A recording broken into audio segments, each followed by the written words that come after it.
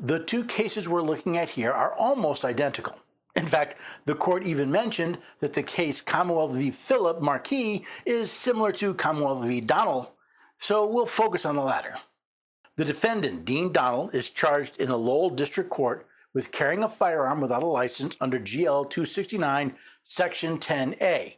The defendant has filed a motion to dismiss the charge in the complaint, claiming that GL 269, Section 10A is unconstitutional on its face. GL 269 Section 10A is unconstitutional as applied to the defendant, and GL 269 Section 10A violated the defendant's right to be free from cruel and unusual punishment. In both cases, the defendants were charged in Lowell District Court with carrying a firearm without a license, and in both cases, the defendants claim that GL 269 Section 10A is unconstitutional on several counts.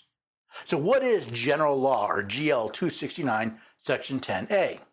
Whoever, except as provided or exempted by statute, knowingly has in his possession or knowingly has under his control in a vehicle a firearm, loaded or unloaded, as defined in Section 121 of Chapter 140, without either being present in or on his residence or place of business, or having in effect a license to carry firearms issued under Section 131 of Chapter 140.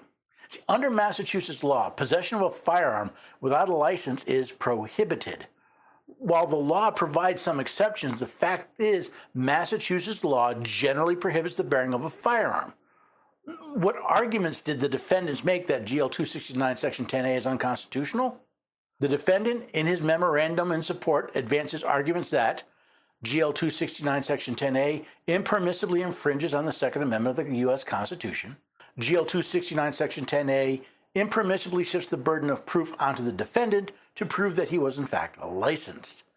Requiring non-residents to obtain licenses to carry firearms violates the Second Amendment because there is no historical analog burdening the right to interstate travel. The holding of Commonwealth v. Harris does not survive constitutional muster and is inapplicable to the defendant's case, and the defendant's right to equal protection and the right to travel has been violated.